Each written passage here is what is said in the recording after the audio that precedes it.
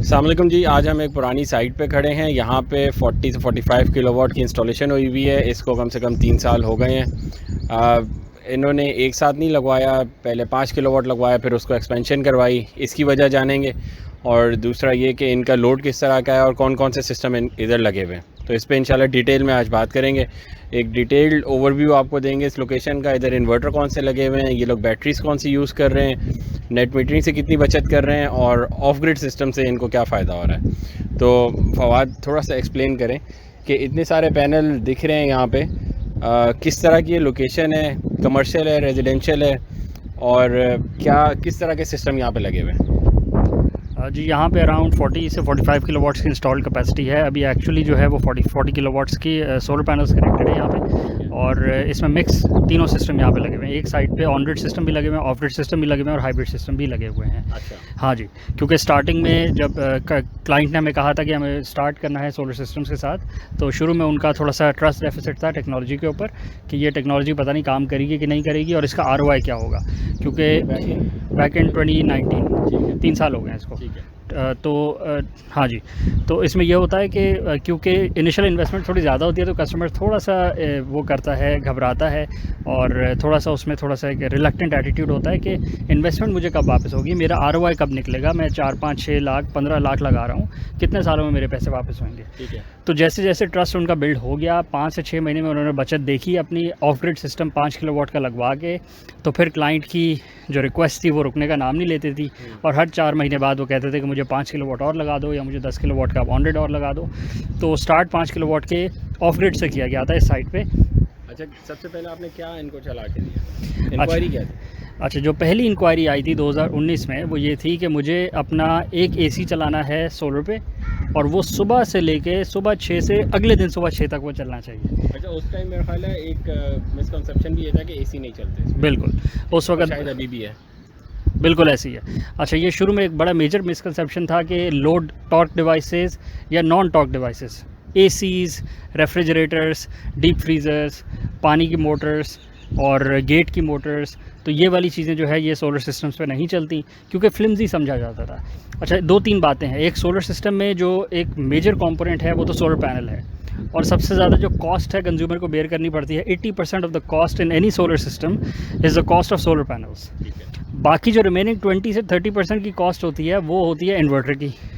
उसके बाद एक थोड़ी सी कॉस्ट बचती है, वो होती है wiring, DC wiring, AC wiring, installation, electrical safety equipment, plus आपकी अर्थिंग होती है, DC अर्थिंग की बोर्ड उसका किया जाता है, प्लस आपकी जो नेट मीटरिंग की फ़ाइल के अप्रूवल के चार्जेस बहुत मिनिमल से होते हैं। तो मतलब 80% of the cost solar panels की होती है। बट जो आपका लोड मैनेजमेंट करना है, और जो आपके लोड को पावर देनी है, और जो इस DC पावर जो ये सोलर पैनल्स प्रोड्यूस कर रहे हैं उसको जो AC में कन्वर्ट करना है, उसमें जो सबसे क्रिटिकल कंपोनेंट है वो आपका इन्वर्टर होता है, सोलर इन्वर्टर। तो क्योंकि आज से 3 से 4 साल पहले, और even now, even as of today, people think कि solar panels are not very good, और they're flimsy, and they will not be able to support their high torque devices.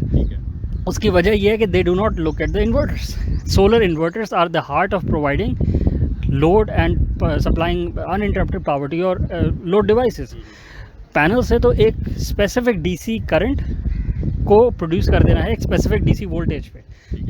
अगर इस पैनल का ओपन सर्किट वोल्टेज है 38 volts, और इसमें produce करना है 9 एम्पेयर्स, तो इसने रफली उसी के आसपास प्रोड्यूस करते रहना है सुबह से ऑपरेशनल टाइम से जो इसका सनसेट टाइम है, वहाँ तक इसने ऑपरेट करते रहना है। लेकिन जो आपके लोड डिवाइसेस हैं, अब वो कोई लोड डिवाइस हो सकती है, फ़ैन 80 वाट्स, फ्रिज हो सकता है 400 वाट, पानी की हॉर्स पावर 1 हॉर्स पावर की मोटर हो सकती है 800 वाट, AC हो सकता है 1 टन का 1500 वाट, 1.5 टन का 2000 वाट, 3 टन का 2800 वाट।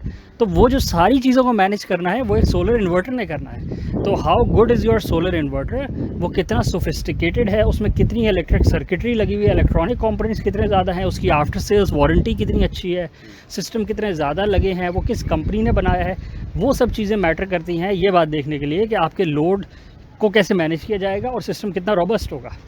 Solar panels, as long as you buy Tier 1 standard companies, कि आप सोलर पैनल्स खरीदते हैं, तो it does not really matter which company are you going for. आप किसी भी कंपनी को Tier 1 में उसके सोलर पैनल्स खरीद लें, they should B genuine. Pakistan में एक जेन्युइननेस का एक बड़ा मेजर कंसर्न है, क्योंकि यहाँ पे काउंटरफिट प्रोडक्ट्स काफ़ी मिलती हैं। As long as they are genuine and they're from Tier 1 companies, you will be okay as far as your concern with solar panels. How to look for tier 1 companies? Tier 1 companies का जो criteria है वो internationally set है, वो Pakistan set नहीं करता। आपने Google पे जाना है, लिखना है tier 1 solar manufacturers in the world, ये वर्ल्ड वाइड रैंकिंग होती है। अच्छा, ये रैंकिंग बेस्ड होती है कि नंबर ऑफ़ यूनिट्स कौन ज़्यादा प्रोड्यूस कर रहा है। Which ever solar manufacturer is producing the most number of solar panels in a given year will be considered among the top 10, या वो जो टियर 1 की लिस्ट उसमें आते हैं। तो उससे बेनिफिट ये होता है, टियर 1 की कैटेगराइजेशन का बेनिफिट ये है कि whoever is producing the largest number of solar panels they must be producing something worthwhile. ठीक है। और उसकी फिर आफ्टर सेल्स और वारंटी उस कंपनी के एंड से भी किसी थ्रेशोल्ड से अबव ही होगी, इसलिए वो टियर 1 में आती है। कोई जाके इंस्पेक्शन इस तरह नहीं करता कि कितनी आफ्टर सेल्स को डिक्लाइन किया गया और कितने आफ्टर सेल्स को किया गया, उनको खातर उसको मैनेज किया गया, बट नॉनदलेस जो हाईएस्ट मैन्युफैक्चरर होता है वो टियर 1 में आ जाता है। अच्छा, उस टियर 1 में लॉन्गी, अभी जो पिछले 3-4 साल में जो कंपनीज आ रही हैं और जा रही हैं, लॉन्गी सोलर पैनल्स हो गया, कैनेडियन सोलर पैनल्स हो गया, सबसे ऊपर जिंको भी रहा है, ट्रीना सोलर भी रहा है। तो आप किसी भी टियर 1 कंपनी को ले लें, दे शुड बी फाइन।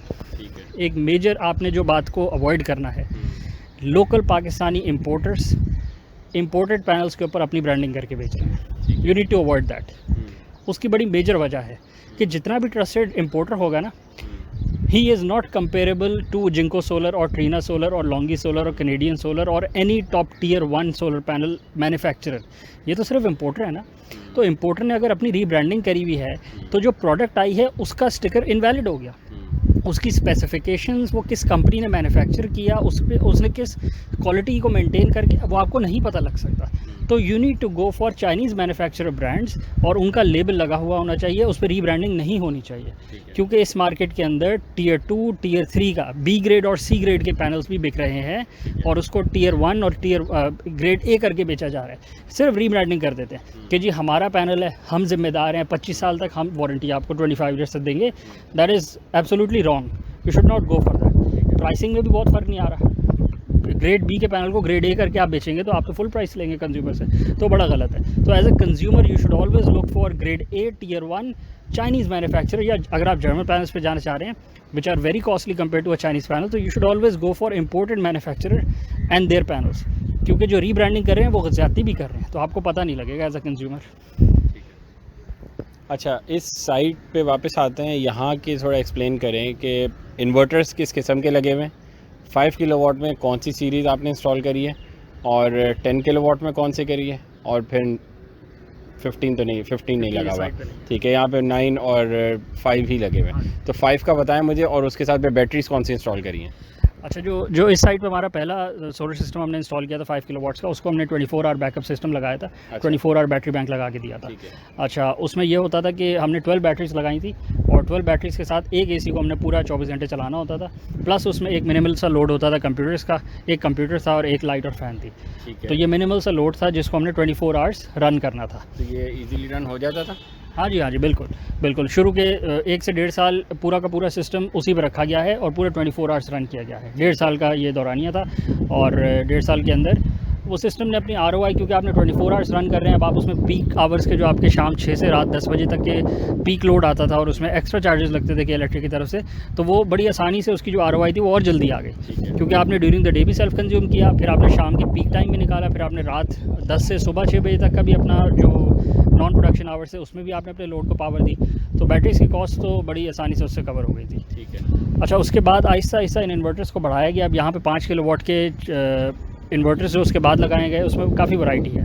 जैसे जैसे नए मॉडल्स आते गए हैं, मॉडल्स लगाते गए हैं। ठीक है। जो इस साइट पे सोलर पैनल्स लगे हुए हैं उसमें भी काफ़ी वेरिएशन है, क्योंकि एक पैनल जो पहली रो है वो 2019 की है, उसके बाद 2020 की रोज़ हैं, 2021 की रोज़ हैं, 2022 की रोज़ हैं, तो टेक्नोलॉजी में फ़र्क आता है। मगर एक बात कंज्यूमर को अपने जहन में बिठा लेनी चाहिए कि मॉडल नया या पुराना होने से फ़र्क नहीं पड़ता, as long as they're genuine panels. अगर आपने जेन्युइन पैनल ख़रीदा है, बी एट सोलर और बी एट पॉलीक्रिस्टलाइन और बी एट मोनोक्रिस्टलाइन, आपको वो जो उसकी रेटेड कैपेसिटी है उसका 80% लाजमी बात है मिलेगा। अच्छा, एक और बात है कि 80% क्यों बात हो रही है। अगर एक सोलर पैनल और उसके बैक पे लिखा हुआ है कि 330 वाट्स की रेटेड आउटपुट कैपेसिटी है इसकी, तो इट विल ओनली प्रोड्यूस, आप उसकी जब कैलकुलेशन करेंगे ना कि ड्यूरिंग द डे एवरेज कितना प्रोड्यूस करेगा, तो कराची के अंदर आप उसकी 330 वाट्स को मल्टीप्लाई करेंगे 80% से और फिर आप उसको मल्टीप्लाई करेंगे नंबर ऑफ़ पीक आवर्स से। जिसको हम कंसिडर करते हैं अराउंड 6 आवर्स इन कराची। ठीक है। बेशक सनराइज़ हो जाता है सुबह जल्दी और सनसेट होता है देर से, वो 6 घंटे का वक्फा नहीं होता, वो बहुत ज़्यादा का वक्फा होता है। लेकिन अगर हम फुल कैपेसिटी की बात करेंगे ओवर दैट इंटायर ड्यूरेशन, तो वो 6 आवर्स की बात होगी। तो अगर आपने ये कैलकुलेट करना है कि एक 330 वाट्स का पैनल आपको कितने यूनिट्स प्रोड्यूस करके देगा, तो आप 330 वाट्स को मल्टीप्लाई करके 80% से नंबर ऑफ 6 आवर्स से मल्टीप्लाई करेंगे, तो एक पैनल आपको उतने नंबर ऑफ यूनिट्स प्रोड्यूस करके देगा दिन के अंदर। अच्छा, coming back to the inquiry के जो स्टार्टिंग इंक्वायरी थी वो ये थी कि हमें पहले एक अपना सिर्फ एक एसी और एक कंप्यूटर और एक लाइट और एक फ़ैन को रन करना है 24 आवर्स।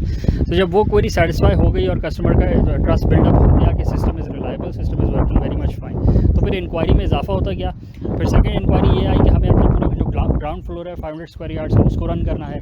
अब उस 500 स्क्वायर यार्ड्स के लोड में शामिल था 3 डेटन के inverter ACs plus 3 refrigerators, 2 deep freezers, around 10 to 15 lights and fans, 2 computers होंगे, 3 टीवीज़ होंगे। तो इस तरह का एक मिसलेनियस लोड था विच वाज अराउंड, ठीक है। वो मिसलेनियस लोड के अंदर हमने फिर हमारी जो तरफ से काम था वो ये था कि उस सारे को पावर देना है। ठीक है। अच्छा, उस सारे का इशू ये आता है कि लोड को मैनेज करना पड़ता है। अभी जो लोड बताया गया है ये 5 किलोवाट का लोड नहीं है। अच्छा, 2 टन का एसी भी था इसमें, एक 2 टन का एसी भी था, इफ़ यू रिमेंबर। बिल्कुल, एक 2 टन का एक इन्वर्टर एसी वो भी था और बाकी 1.5 टन के भी 3 इन्वर्टर एसीज थे। तो इस सारे लोड को रन करने के लिए जो हमने मिनिमम जो हमने सजेस्ट किया था वो 10 किलोवाट का सिस्टम सजेस्ट किया था। अच्छा, वो 10 किलोवाट के सिस्टम ने, अब ये जो लोड बता रहे हैं हम, 3 1.5 टन के इन्वर्टर एसीज़, एक 2 टन का इन्वर्टर एसी, 10 से 15 लाइट्स, फैंस, 2 टीवीज़, 3 रेफ्रिजरेटर्स, ये 10 किलोवाट से ज़्यादा का लोड है। लेकिन क्योंकि ये कंज्यूमर, ये जो यहाँ के ओनर हैं वो स्मार्ट हैं, टेक सेवी हैं और he is able to manage his load, तो उनको फिर हमने अलाउ किया कि हम we are standing with you and we will install a 10 kilowatt system, albeit we suggest कि 10 किलोवाट्स कम है इधर के लिए, क्योंकि 10 किलोवाट से ज़्यादा का लोड है। अगर आपने एट द सेम टाइम सारी की सारी पावर लोड डिवाइसेस को आपने ऑन कर दिया तो सिस्टम ट्रिप हो जाएगा और in the worst case scenario inverter damage हो जाएगा। लेकिन ये कहने के बावजूद क्योंकि owner was able to manage his load, तो हमें कोई इशू नहीं था, हमने बोला हम लगा देते हैं। The only hassle will be कि अगर आपने ज़्यादा चीज़ें ऑन कर दी तो सिस्टम ट्रिप हो जाएगा, आपको जाके मैनुअली ऑन करना पड़ेगा, क्योंकि जो इलेक्ट्रिकल सेफ्टी कंपोनेंट्स हैं वो मैनुअली ऑन ऑफ होते हैं। ठीक है। तो अब अल्हम्दुलिल्लाह 3 साल से ज़्यादा का टाइम हो गया है, आज तक अल्हम्दुलिल्लाह इशू कोई नहीं आया इन्वर्टर्स के ऊपर, क्योंकि जो कंज्यूमर हैं, जो ओनर हैं, वो मैनेज कर लेते हैं। अगर 3 1.5 टन के एसी हैं तो उसमें से 2 चला लिए एक वक्त और तीसरे को आहिस्ता ऑन किया। अच्छा, इसमें यह है कि रियल टाइम मैनेजमेंट सिस्टम की होती रहती है, ओनर को दिखता रहता है कि अभी मेरे पास 10 किलोवाट के सिस्टम है, 6 किलोवाट्स का रियल टाइम में लोड है, पावर जो डिवाइसेस ले रही हैं, तो मेरे पास 4 किलोवाट का रफली अभी मार्जिन है, मैं 4 किलोवाट की डिवाइस ऑन कर सकता हूँ। तो अगर इन्वर्टर एसी है, आप एक एक करके आहिस्ता सबको 1-1 घंटा दें कूलिंग करने का, तो इन्वर्टर एसी पहले ज़्यादा एम्पेयर पे स्टार्ट होएगा, जैसे जैसे रूम कूल होता जाएगा उसके एम्पेयर्स की कंजम्पशन कम होती जाएगी। अच्छा, ये बड़ी इंपॉर्टेंट बात है। बिल्कुल, तो आपने 26 पे अगर एक रूम में स्टार्ट किया है इन्वर्टर एसी को, सुबह 8 बजे 9 बजे के बाद आप दूसरा इन्वर्टर एसी जब ऑन करेंगे तो पहला इन्वर्टर एसी अपने 2 या 3 एम्पेयर पे आ चुका होगा। ठीक है। जबकि वो स्टार्ट हुआ होगा 6 से 7 एम्पेयर्स पे। फिर उसके बाद जब आप दूसरे एसी इन्वर्टर को ऑन करेंगे तो वो भी यही करेगा, 6 से 7 एम्पेयर्स पे स्टार्ट होएगा, बट गिरते गिरते वो 2 से 3 एम्पेयर पे आ जाएगा। फिर आपके मार्जिन बढ़ता जाता है। ये इसलिए हो रहा है क्योंकि जो प्रेमिसेस है वहाँ पे स्मार्ट डिवाइसेस लगी हुई हैं, इंटेलिजेंट डिवाइसेस लगी हुई हैं, जो कि अपनी वेरिएबल पावर कंजम्पशन करती हैं। जो पुराने एसीज हैं वो आइदर ऑन या ऑफ सिचुएशन, ऑन या ऑफ मोड पे जाते हैं। ये जो डीसी कंपोनेंट्स या डीसी डिवाइसेस आ रही हैं, DC ACs, DC inverter, freezes, ये वेरिएबल अपने पावर कंजम्पशन करती हैं, तो ज़्यादा एम्पेयर से स्टार्ट होकर कम एम्पेयर्स की तरफ जाना शुरू करती हैं और जैसे जैसे इनका टेम्परेचर मेंटेन हो जाता है पावर ऑफ ही कर देती हैं। तो इसी वजह से ये जो ओनर है यहाँ के, उन्होंने मैनेज कर लिया और वो कम सिस्टम पे ज़्यादा डिवाइसेस कनेक्ट करके स्मार्टली मैनेज करके रन कर रहे हैं सिस्टम। ठीक है, ठीक है। अच्छा, अब ये तो फोगर 5 किलोवाट के सिस्टम, इसमें इन्होंने बैटरीज कौन सी लगाई हैं, थोड़ा सा ये एक्सप्लेन कर दें। और जो इन्होंने अभी नया एक 9 किलोवाट का HLE सिस्टम लगाया है जो सिर्फ ऑन ग्रिड पर्पज़ के लिए लगाया है, उसको भी फिर एक्सप्लेन करें। अच्छा, अब ये तो हो गया 2 of grid system, 3 of grid system इन्होंने लगवाए, बैटरीज़ के साथ लगवाए। बैटरीज़ इसमें शुरू में थी रिसाइकिल बैटरीज थी, मैंने रिफर्बिश बैटरीज थी। जो 24 आवर्स का सिस्टम लगाया था उसमें बैटरीज़ की कॉस्ट भी around 1/6 of brand new batteries थी। अच्छा। क्योंकि वो रिफर्बिश बैटरीज थी, ये जो यहाँ पे लोकल रिफर्बिश कर देते हैं कराची में और बाकी शहरों में। बिल्कुल AGS वाली जो गाड़ी की बैटरीज होती हैं। तो जो गाड़ी की बैटरी थी 185 एम्पेयर आवर की एक बैटरी थी, 12 बैटरीज हमने लगाई थी और वो रिफर्बिश थी, तो उससे कॉस्ट बहुत कम हो गई थी और उन्होंने भी 1.5 साल का दौरानिया अपना निकाल दिया। नई बैटरी आप अगर वो वाली ले तो वो 1 साल मैक्स, अगर आप बहुत अच्छा उसको मेंटेन करके रखें तो वो 1 साल का टाइम आपको देती है। तो ये रिसाइकिल बैटरी थी, इन्होंने 1.5 साल निकाल दिया। कॉस्ट इनकी थी कोई नहीं, तो ये ऑलमोस्ट फ्री की पड़ गई ओनर को। उसके बाद सारा का सारा बैटरी सिस्टम रिवैम्प किया गया, कस्टमर की रिक्वायरमेंट आई थी। तो फिर उसके बाद हमने इनको deep cycle toll tubular Phoenix की बैटरीज लगा के दी। 230 एम्प आवर की ईच बैटरी है और 4 बैटरीज मिनिमम लगती हैं, क्योंकि ये सारे के सारे 48 वोल्ट्स के सिस्टम है। 5 किलोवाट का जो सोलर सिस्टम होता है 48 वोल्ट्स पे डिज़ाइन किया हुआ होता है। तो 4 बैटरीज हर सिस्टम में लगाई गई और अब ये हैं तो लेड एसिड बैटरीज ही, बट ये डीप साइकिल है। इनका जो डेप्थ ऑफ डिस्चार्ज है वो 80% के लगभग होता है। तो इनको आप ज़्यादा चार्ज करके ज़्यादा डिस्चार्ज कर सकते हैं, कम इनएफिशिएंट होती हैं। जो AGS की बैटरी होती है वो अराउंड 40 से 50% एफिशिएंट होती है। उसमें अगर आप 1 यूनिट इलेक्ट्रिसिटी का डालते हैं AGS की बैटरी में, तो आप सिर्फ आधा यूनिट उसमें से निकाल के कंज्यूम कर सकते हैं। लेकिन ये जो deep cycle toll tubular batteries Phoenix बना रही है, लोकल पाकिस्तान में मैन्युफैक्चर हो रही है, 80% का डेप्थ ऑफ डिस्चार्ज है। आप 1 यूनिट इसमें डालते हैं, आप 0.8 ऑफ अ यूनिट यूज़ कर सकते हैं, तो पिछली बैटरी से ज़्यादा एफिशिएंट है। लिथियम आयन की तरफ उस वक्त इसलिए नहीं गए थे क्योंकि एक तो यहाँ पे आफ्टर सेल्स कोई नहीं दे रहा, सिर्फ इंपोर्टर मंगवा के प्रोडक्ट्स को मार्केट में फ्लड कर रहे हैं। ये उस टाइम की बात है बिल्कुल। तो उस वक्त क्योंकि उसकी कोई after sales network properly develop नहीं हुआ था और कोई वेल नोन ब्रांड नहीं आई थी। 1-2 ब्रांड्स ही थी और वो उनका जो कस्टमर का फीडबैक था जो मार्केट में हमें पता था वो बिल्कुल ठीक नहीं था, तो हमने अवॉइड किया। फिनिक्स की बैटरीज़ का रिज़ल्ट माशाल्लाह अभी तक तो बहुत अच्छा आया है और 3 साल तो हो गए हैं इस साइड पे, तो बैटरीज़ में कोई इशू नहीं आया। और बस बैटरी में ये है कि आपको उसमें जो वाटर लेवल है वो बाहर से दिख जाता है, उसमें बाहर से ही इंडिकेटर लगा हुआ है। अगर कभी कम हो तो आपको उसको टॉपअप करना होता है, उसमें ये मेंटेनेंस आपकी है। अच्छा, इस साइट पे क्या इनके पास जनरेटर भी था, और अगर था तो कितना बड़ा था, और जब से इन्होंने पैनल्स लगवाए हैं तो उधर से उनको कितनी सेविंग शुरू हो गई है? अभी यूज़ कर रहे हैं जनरेटर या नहीं? बिल्कुल। अच्छा, ये जो इस साइट पे ऑफ ग्रिड सिस्टम से हमने स्टार्ट किया था उसकी एक बड़ी वजह ये भी थी कि क्लाइंट ने तो ये नहीं कहा था हमें, लेकिन हमने रेकमेंड इसीलिए किया था क्लाइंट को, ये बात को भी कंसिडर करते हुए कि एक आपके पास पूरा का पूरा 50 किलोवाट्स का 50 kVA का एक बैकअप जनरेटर है, जो कि जैसे ही लोड शेडिंग होती है तो आपको वो ऑटोमेटिक स्टार्ट करना पड़ता है। तो अब उसको अगर आपने अवॉइड करना है तो you need to go for a off grid और अ हाइब्रिड सिस्टम, जिसमें बैटरीज़ का इंटीग्रेशन हो सिस्टम के साथ। अगर आप प्योरली ऑन ग्रिड सिस्टम की तरफ जाते हैं, जैसा आजकल ज़्यादा उमूमी तौर पे कंपनीज़ प्रमोट कर रही हैं ऑन ग्रिड सिस्टम्स को, तो उसमें फिर ये होता है कि ड्यूरिंग लोड शेडिंग आपका सिस्टम ऑफ हो जाता है और ना वो सिस्टम नेट मीटर कर रहा होता है और ना वो सिस्टम घर को पावर दे रहा होता है। ये उसमें सेफ्टी डिवाइस लगी हुई है, आप इसको बाईपास नहीं कर सकते। अगर कोई आपको बोलता है कि ऑन ग्रिड सिस्टम लगवाने से आपके यहाँ अनइंटरप्टेड पावर आती रहेगी, तो वो गलत बात है। लोड शेडिंग के दौरान ऑन ग्रिड सिस्टम ऑफ हो जाता है automatically, you can not turn it on by whatever means you want it. ठीक है। अच्छा, अब अगर इस साइड पे और एक जनरेटर मौजूद था तो फिर ऑन ग्रिड सिस्टम लगवाने से वो मसला हल नहीं होता हमारा, हमें जनरेटर फिर स्टार्ट करवाना पड़ता। तो हमने इनको कहा कि आप ऑफ ग्रिड सिस्टम लगवाएं और उसमें बैटरीज़ आपको जो है वो सफिशेंट आपको लोड को पावर दे लेंगी। ठीक है। तो होता यह है कि अगर 1 से 2 घंटे की लोड शेडिंग हो इनके लोड के मुताबिक, जो बैटरी का असल में बैकअप है वो लोड पर डिपेंड करता है। ठीक है। ऐसे नहीं हो सकता कि हम बोलेंगे 4 बैटरीज 230 एम्प आवर की हमने 4 बैटरी का बैंक लगाया है तो वो कितने घंटे का आपको बैकअप देगा, वो डिपेंड करता है लोड के ऊपर। 230 एम्प आवर 4 बैटरीज हैं तो उनके अंदर 10 किलोवाट आवर की स्टोरेज कैपेसिटी होती है, 10 किलोवाट आवर एनर्जी स्टोरेज हो जाएगी।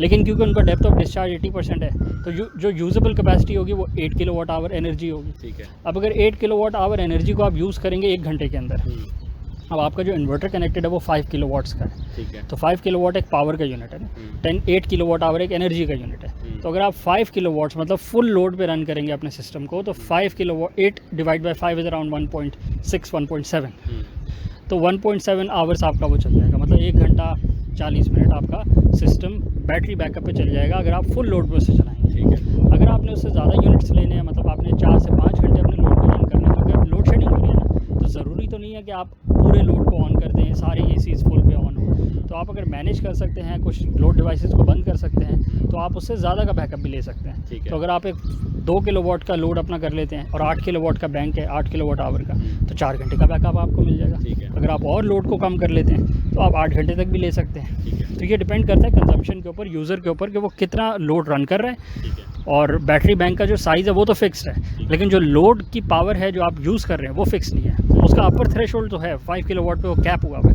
बट उससे नीचे आप जितना करेंगे आप बैटरी टाइम ज़्यादा ले लेंगे उससे। ठीक है। ठीक है। अच्छा, मेरा ख़्याल है कि अब जो नई इंस्टॉलेशन हुई है यहाँ पे HLE इन्फिनिटी की, उसके बारे में बात करी जाए और चल के दिखाते भी हैं वो इन्वर्टर किस तरह का है, बिल्कुल। और वहीं पे फिर बात करते हैं, आगे कंटिन्यू करते हैं। ठीक है।